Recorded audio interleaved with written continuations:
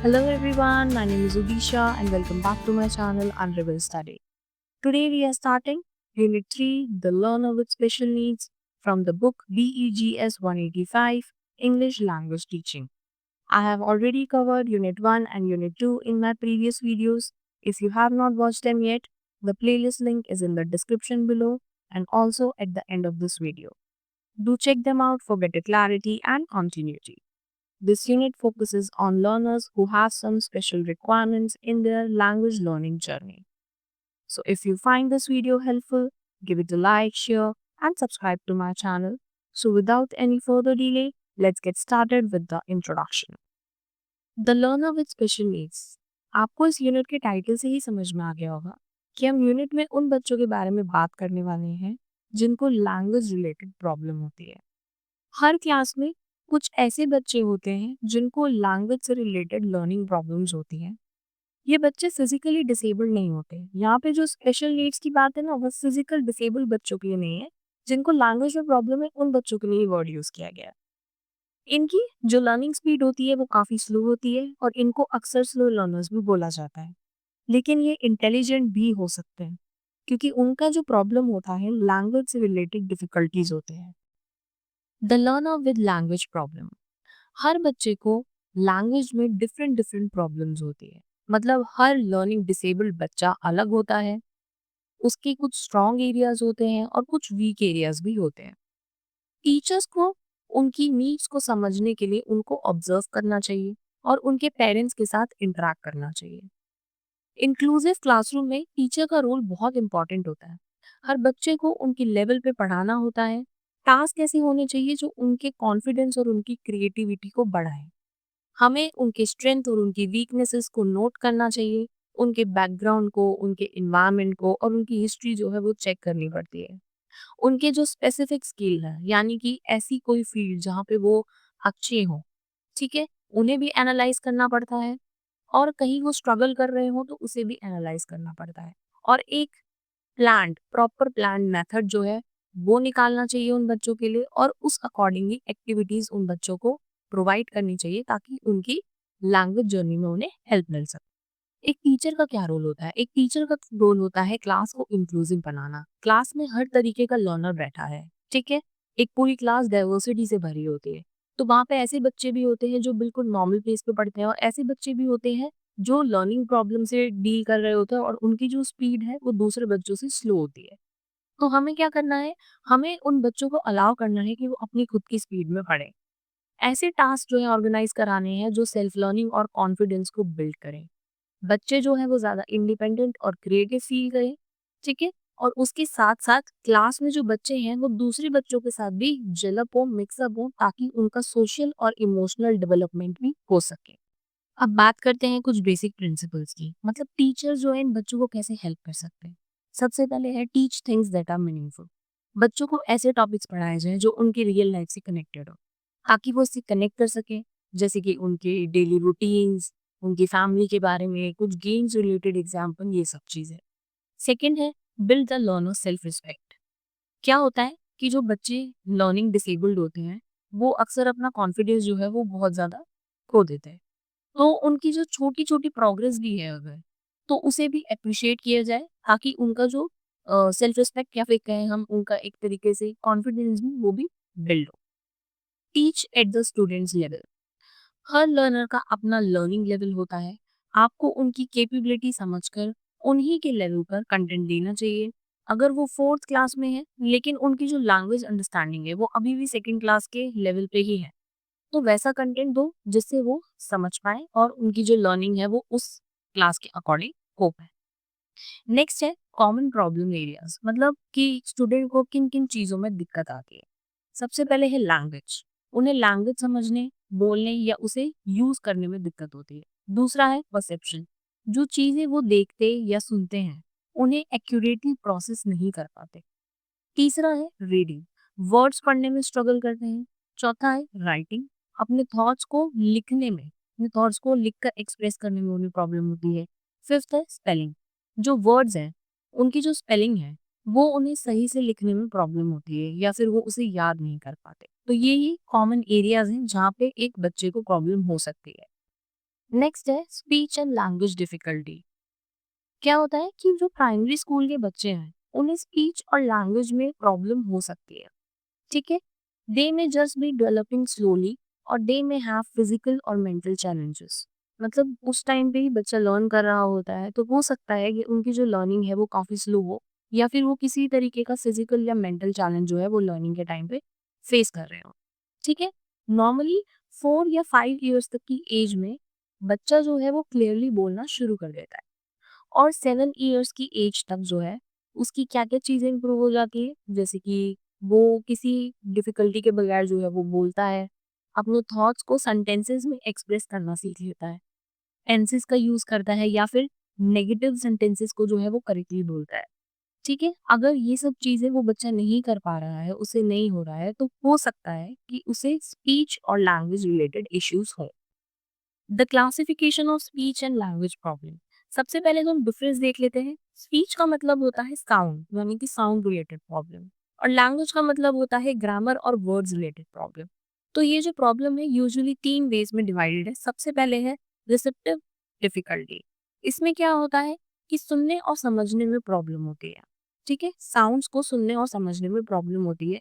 Example, एक बच्चा है जो पैट या बैट में डिफरेंस ही नहीं समझ पा रहा, तो उसे साउंड रिलेटेड प्रॉब्लम है। दूसरा है लैंग्वेज डिफिकल्टीज। इसमें क्या होता है कि जो बच्चा है उसे प्रॉब्लम होती है लैंग्वेज को यूज करने में और अंडरस्टैंड करने में। एग्जाम्पल से समझे तो वो एक प्रॉपर सेंटेंस भी फॉर्म नहीं कर पा रहा है, ना किसी सेंटेंस को समझ पा रहा, तो उसे लैंग्वेज डिफिकल्टी है। थर्ड है स्पीच प्रॉब्लम। इसमें क्या होता है कि बच्चे को वॉइस या फिर फ्लुएंसी या फिर साउंड्स को प्रोनाउंस करने में प्रॉब्लम होती है।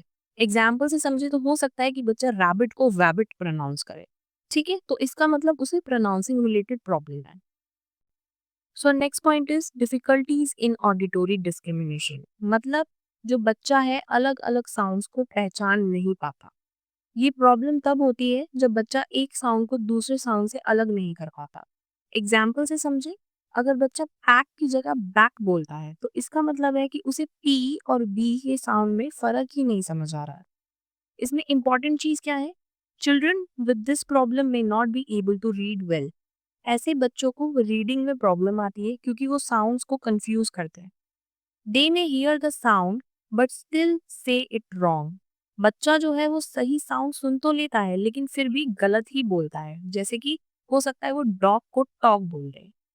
अब कॉमन साउंड कंफ्यूजन्स क्या है, बच्चे इन पेयर्स को यूजुअली कंफ्यूज करते हैं, जो है बी और पी, या फिर सी के और जी का पेयर, या फिर टी और डी का पेयर, क्योंकि ये सब सिमिलर साउंडिंग लेटर्स होते हैं, इसीलिए बच्चा जो है इसमें कंफ्यूज होता है।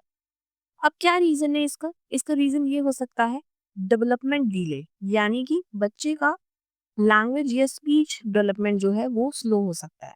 दूसरा है बेबी टॉक हैबिट्स, यानी कि बच्चा अगर हमेशा बेबी टॉक सुनता है तो हो सकता है कि यहीं से उसकी ये जो आदत है वो डेवलप हो गई हो। तीसरा है लैंग्वेज इश्यूज। अगर बच्चे को स्पीच या लैंग्वेज डिसऑर्डर है तो भी ये प्रॉब्लम हो सकती है। अब बात करते हैं कि किन किन एक्टिविटीज से इस प्रॉब्लम को इम्प्रूव करा जाए। सबसे पहले है सेम और डिफरेंट। बच्चे से पूछो कि क्या दो जो वर्ड्स हैं वो सेम है या अलग है। उन्हें एग्जाम्पल दो, जैसे कि बैट और पैट का, तो क्या ये सेम लगते हैं उन्हें या अलग अलग लगते हैं। दूसरा है लिसनिंग गेम्स।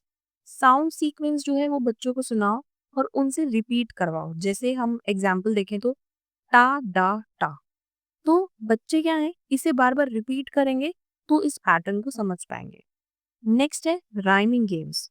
बच्चों को राइमिंग वर्ड्स जो है वो प्रैक्टिस कराने चाहिए, जैसे कि बैट, कैट, मैट, जिनके एंड साउंड जो है वो सेम होते हैं, ठीक है। तो राइमिंग गेम्स जो है उन्हें बच्चों को करानी चाहिए। नेक्स्ट है ऑलिट्रेशन। ऑलिट्रेशन का मतलब होता है जो कॉन्सोनेंट साउंड्स होती है उनका रिपीटेशन, उसे हम ऑलिट्रेशन बोलते हैं। तो फनी लाइंस जो है वो बनानी है जिसमें सेम साउंड बार बार आए, जैसे कि सिली सैम सिट्स साइलेंटली, तो इसमें क्या हो रहा है, जो एस है, ठीक है, इसका ये कॉन्सोनेंट साउंड जो है ये हर वर्ड में आ रही है। तो इससे क्या होगा कि बच्चे को स्पेसिफिक साउंड पे फोकस करने में हेल्प मिलेगी। फिफ्थ है वर्ड फैमिलीज। एक ही वर्ड फैमिली के जो वर्ड्स होते हैं उनकी प्रैक्टिस कराओ। जैसे कि हमने वर्ड लिया एट, AT एक्ट। तो अब इसी से रिलेटेड वर्ड्स की प्रैक्टिस कराओ, जैसे कि कैट, हैट, सेट। तो इससे क्या होगा कि जो साउंड पैटर्न है, सिमिलर साउंड पैटर्न, ये उन्हें समझ में आएगा। अब ये जो एक्टिविटीज है, ये इसलिए हेल्प करती हैं क्योंकि जब बच्चा रीडिंग करता है तो उसमें जो लिखे हुए वर्ड्स होते हैं, उन लेटर्स को साउंड में चेंज करना पड़ता है। और अगर उन्हें साउंड की समझ ही नहीं होगी तो वो लेटर्स को चेंज ही नहीं कर पाएंगे और वो कभी भी रीडिंग अपनी इम्प्रूव नहीं कर पाएंगे। So next point is developmental language disorder. कुछ बच्चे जो होते हैं वो थोड़ा लेट बोलते हैं, ठीक है। इसका रीजन ये नहीं होता कि उनका इंटेलिजेंस जो है वो लो है या फिर उन्हें हियरिंग इश्यूज है। ऐसा हो सकता है कि जो बच्चे हैं वो अंडरस्टैंड ही नहीं कर पा रहे कि दूसरे क्या कह रहे हैं, या फिर वो क्लियरली बोलने में स्ट्रगल कर रहे हो, या ये भी हो सकता है कि उनको वर्ड प्रोनाउंस करने में प्रॉब्लम आ रही हो। तो कैसे आइडेंटिफाई करें? हम ये ऐसे आइडेंटिफाई कर सकते हैं कि हम देखें कि बच्चे जो हैं वो क्लास में कॉन्वर्सेशन में पार्टिसिपेट कर रहे हैं या नहीं कर रहे हैं, दूसरों से इंटरेक्ट करते हैं या नहीं करते हैं, या फिर बच्चे जो हैं वो क्लास में रिस्पॉन्स कर रहे हैं, आंसर्स दे रहे हैं, या फिर दूसरों को देखकर इमिटेट कर रहे हैं यानी कि दूसरों की नकल कर रहे हैं, या फिर जो बच्चा है वो इंस्ट्रक्शन को प्रॉपरली फॉलो कर रहा है या नहीं कर रहा है। तो ये सब चीजें जो है वो, इनसे हम आइडेंटिफाई कर सकते हैं बच्चे की स्पीकिंग प्रॉब्लम को। नेक्स्ट पॉइंट है व्हाट कैन बी डन। अब जिन बच्चों को स्पीकिंग प्रॉब्लम है, क्या सॉल्यूशन हो सकते हैं उसको इम्प्रूव करने के? सबसे पहले है ask them to explain why thing happen.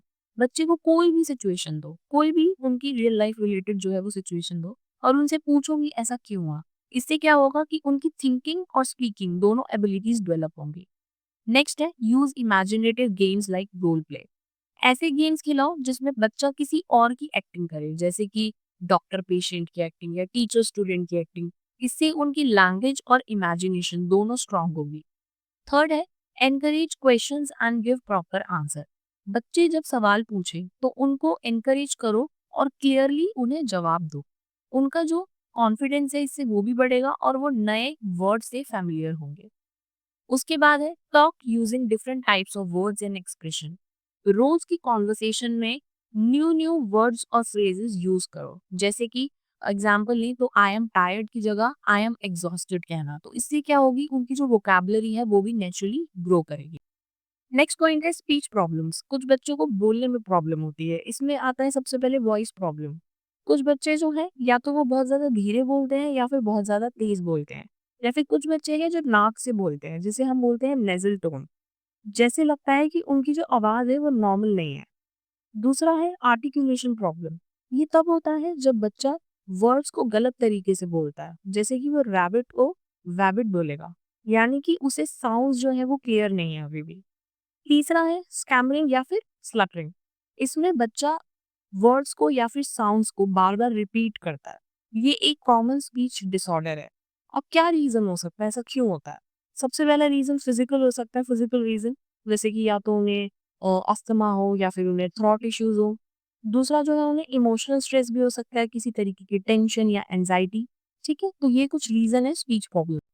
Next point है कि टीचर कैसे हेल्प कर सकती है अगर किसी बच्चे को स्पीच प्रॉब्लम है। सबसे पहले रिवॉर्ड गुड स्पीच। जब कोई बच्चा सही और क्लियरली बोलता है तो उसे अप्रिशिएट करो, उसे रिवॉर्ड दो। दूसरा है डोंट फोकस ऑन मिस्टेक्स। बच्चे की गलतियों पे हमें फोकस नहीं करना है, क्योंकि अगर हम उसे बार बार टोकेंगे तो उसे इससे डर लगने लगेगा, और हमें उन्हें एनकरेज करना है, ना कि क्रिटिसाइज। तीसरा है use rhyme stories and tongue twister.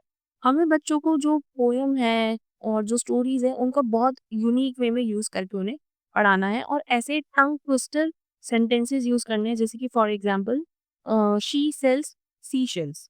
तो ये जो है अलिट्रेशन, यानी कि हमने बात की थी अभी, जो रिपीटेड कॉन्सोनेंट साउंड्स होते हैं।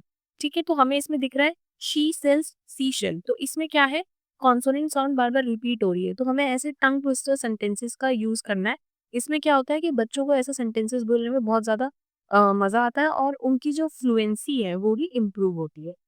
Help the child speak in a relaxed slow rhythm. बच्चे को स्लो और रिलैक्स तरीके से बोलने की आदत डलवानी है, ताकि जल्दबाजी में, क्योंकि बोलने से उनकी जो स्पीच प्रॉब्लम है वो बढ़ सकती है। उसके बाद बात करते हैं क्लटरिंग। क्लटरिंग क्या होती है? अगर बच्चा बहुत ज्यादा तेज बोलता है या फिर बहुत ज्यादा मेसी वे में बोलता है, या फिर वो वर्ड्स में बीच बीच में जो अल्फाबेट है उन्हें मिस कर जाता है, तो इसे बोलते हैं क्लटरिंग। ठीक है, ये बच्चे जो है बाद में स्पीड कंट्रोल करने के चक्कर में स्टेमरिंग भी करने लगते हैं। स्टेमरिंग का मतलब होता है जब कोई बच्चा जो है वो साउंड्स को बार बार रिपीट करे। ठीक है, जैसे कि अगर कोई क्लास में बोल रहा है माई नेम इज वरुण। ठीक है, तो अगर उसने माई में जो म की साउंड आ रही है उसे बार बार रिपीट करा तो उसे हम बोलेंगे स्टेमरिंग। अब क्या होता है कि अगर ये प्रॉब्लम जो है वो ज़्यादा सीरियस हो जाती है, तो स्पीच थेरेपिस्ट की हेल्प लेनी बहुत ज़रूरी होती है क्योंकि वो प्रोफेशनल तरीके से स्पीच इम्प्रूव करने में हेल्प करता है। नेक्स्ट पॉइंट है रीडिंग डिफिकल्टी। क्या होता है रीडिंग डिफिकल्टी? कुछ स्टूडेंट्स का आईक्यू यानी कि उनका जो इंटेलिजेंस होता है वो बिल्कुल नॉर्मल होता है, बट फिर भी उन्हें रीड करने में दिक्कत आती है और इस कंडीशन को हम बोलते हैं डिसलेक्सिया। अब बात करते हैं टाइप्स ऑफ रीडिंग डिफिकल्टीज की। सबसे पहले है इलिटरेसी। ऐसे बच्चे की रीडिंग एज 7 ईयर से कम होती है, मतलब उनका जो रीडिंग लेवल होता है वो बहुत ही ज्यादा बेसिक या फिर बिल्कुल जीरो के ही आसपास होता है। दूसरा है सेमी लिटरेसी। इनका रीडिंग लेवल उनकी एज से 2 या 2 से ज्यादा साल कम होता है। मतलब फॉर एग्जाम्पल अगर बच्चा 10 साल का है तो वो सिर्फ 7 ईयर्स की एज का जो लेवल होता है उस लेवल तक की रीडिंग कर सकता है। तीसरा है रीडिंग बैकवर्डनेस। ये बच्चे पढ़ तो लेते हैं पर काफी स्लो पेस में पढ़ते हैं। उनकी जो रीडिंग स्पीड है उनकी एज के अकॉर्डिंग बहुत स्लो होती है। फोर्थ है रीडिंग रिटार्डेशन। इन बच्चों का जो रीडिंग लेवल है उनकी मेंटल एबिलिटी से भी नीचे होता है। मतलब वो जितना अच्छे से समझ सकते हैं उस लेवल का भी नहीं पढ़ पाते। मतलब वो समझ तो बहुत अच्छे से रहे हैं लेकिन उनकी जो रीडिंग लेवल है वो उनके मेंटल एबिलिटी से बहुत कम है। अब बात करते हैं क्या क्या कॉजेज हो सकते हैं रीडिंग डिफिकल्टीज के। सबसे पहले है न्यूरोलॉजिकल। कभी कभी जो बच्चों का ब्रेन है वो सिमिलर वर्ड्स को कंफ्यूज कर देता है, जैसे कि बी और डी में उन्हें कंफ्यूजन होती है, पी और क्यू में उन्हें कंफ्यूजन होती है। उन्हें लेफ्ट राइट का जो डिफरेंस है वो समझने में भी दिक्कत आता है और इसे ही हम लेफ्ट राइट कंफ्यूजन कहते हैं। दूसरा है एनवायरमेंटल। स्टडीज में दिक्कत होना उसका दूसरा रीजन उनका घर का एनवायरनमेंट भी हो सकता है, जैसे कि उन्हें घर पे कोई सपोर्ट नहीं मिलता, कोई हेल्प नहीं मिलती। स्पेलिंग रूल्स का कंफ्यूजन उनको रहता है, रीडिंग में इंटरेस्ट नहीं होता या फिर घर में रीडिंग का कल्चर ही नहीं है जहाँ कोई पढ़ाई या फिर कोई बुक्स का डिस्कशन ही नहीं होता।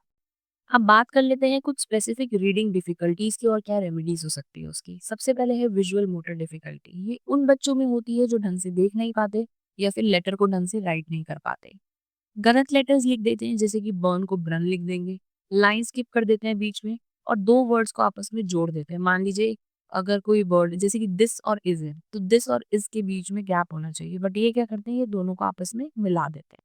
अब हम कैसे इन बच्चों की हेल्प कर सकते हैं? ठीक है, तो यूज टेक्टाइल टूल्स, मतलब कि फॉर्म लेटर्स, कटआउट्स और कलर कोडेड अल्फाबेट जो हैं हम ये सब एक्टिविटीज उनसे करा सकते हैं। ये सब टीचिंग एड जो है हम उन्हें प्रोवाइड कराएं ताकि बच्चे जो हैं इसे फील करें और रिकॉग्नाइज करें शेप को। दूसरा है ट्रेसिंग प्रैक्टिस। हम उन्हें डॉटेड लेटर्स को ट्रेस करा सकते हैं, फिंगर ट्रेसिंग करा सकते हैं सैंड में और चॉक बोर्ड राइटिंग करा सकते हैं। इससे क्या होगा उनकी जो मसल मेमोरी है वो भी बिल्ड होगी। तीसरा है विजुअल क्यूज। अब मान लीजिए हम क्लास में कोई लेटर पढ़ा रहे हैं, जैसे कि लेटर ए पढ़ाया हमने, तो हम ए के साथ एप्पल की पिक्चर भी दिखा सकते हैं। तो ऐसे ही हम फ्लैश कार्ड और पोस्टर्स वगैरह का यूज करके बच्चों को विजुअल क्यूज भी प्रोवाइड करा सकते हैं। चौथा है यूज लिसनिंग स्ट्रेंथ। बच्चों को साउंड सिखाएं फोनिक्स के थ्रू। ठीक है, राइम्स वगैरह स्टोरीज के थ्रू भी बच्चों को हम सिखा सकते हैं। इससे क्या होगा बच्चे उसे सुनेंगे और रिपीट करेंगे। नेक्स्ट है auditory verbal and language difficulties. ये उन बच्चों के लिए होता है जो साउंड्स को प्रॉपरली ब्लेंड या फिर प्रोनाउंस नहीं कर पाते। फॉर एग्जाम्पल कोई बच्चा है जिसे श और प इस साउंड के बारे में नॉलेज तो है लेकिन वो इसे साथ में मिलाकर शिप जो है वो वर्ड नहीं बोल पा रहा है। ठीक है, यानी दोनों साउंड्स को मिलाकर उससे वर्ड नहीं बन रहा बट उस साउंड की नॉलेज उसे है।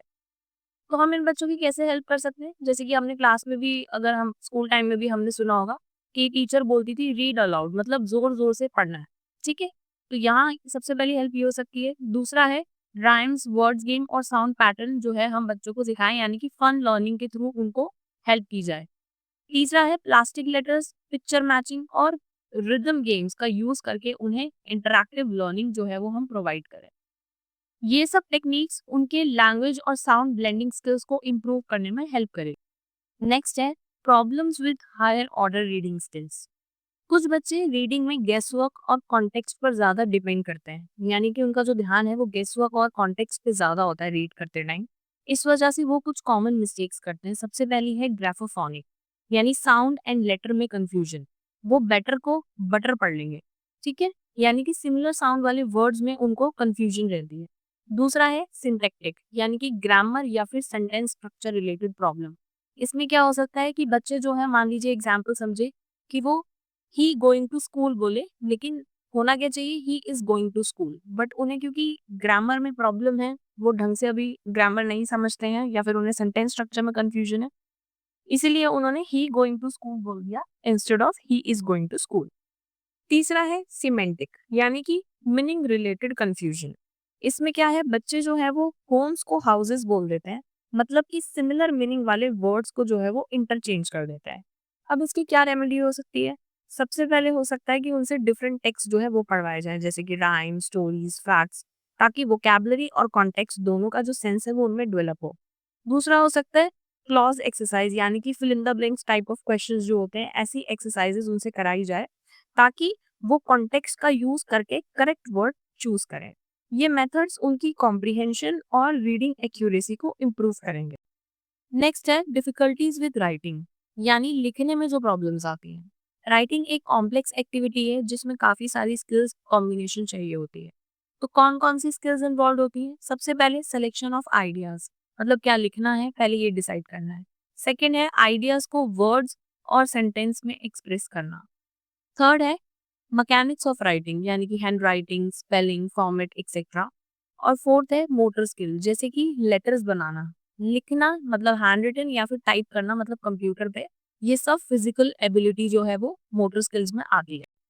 अब बात करते हैं difficulties in planning and selection of idea. शुरुआत की क्लासेस में, जैसे कि फर्स्ट या सेकेंड क्लास में, प्लानिंग और कोऑर्डिनेशन बहुत ज़्यादा ज़रूरी होता है। जैसे जैसे बच्चा बढ़ता है, फ्री राइटिंग जैसे टास्क जो है वो आते हैं, जिसमें प्लानिंग और सेंटेंस स्ट्रक्चर और स्पेलिंग का जो ध्यान है वो बहुत ज़्यादा रखा जाता है। राइटिंग टास्क में जैसे कि स्टोरी लिखना, अपने बारे में कुछ लिखना या फिर अपने पर्सनल एक्सपीरियंस को डिस्क्राइब करना, इन सब चीज़ों से पता चलता है कि राइटिंग डिफिकल्टी है या नहीं है। अब क्या-क्या कॉमन डिफिकल्टीज होती हैं? सबसे पहले पुअर वोकैब्युलरी और एक्सप्रेशन, मतलब कि बच्चे में वोकैब्युलरी, लैंग्वेज, एक्सप्रेशन या फिर हम कह सकते हैं जो जनरल नॉलेज है वो भी लिमिटेड होती है। बच्चा शायद अ, मतलब अपनी छोटी उम्र से ही, अपने अर्ली स्टेजेस से ही बुक, स्टोरी या फिर ओरल कम्युनिकेशन से एक्सपोज नहीं हुआ है अभी तक। कुछ बच्चे अच्छे रीडर्स होते हैं, क्लास में एक्टिवली रिस्पॉन्ड करते हैं ओरली, लेकिन लिखने में जो होते हैं वो बहुत ज़्यादा वीक होते हैं। अब बात कर लेते हैं लेवल ऑफ राइटिंग एबिलिटी की। 4 तरीके के लेवल्स होते हैं। सबसे पहला है कॉन्क्रीट डिस्क्रिप्शन लेवल। इसमें बच्चा सिर्फ कॉपीड सेंटेंसेस लिखता है। टीचर उसे कोई इमेज दिखाता है, मान लीजिए एक पेंसिल दिखाई, तो बच्चा उसे डिस्क्राइब करेगा और लिखेगा, लाइक लॉन्ग येलो पेंसिल या फिर नाइस येलो पेंसिल। तो इसमें क्या हुआ कि बच्चे ने ऑब्जेक्ट का शेप, साइज, कलर, ये सब डायमेंशन पर लिखना सीखा। सेकंड है कॉन्क्रीट इमेजिनेटिव लेवल।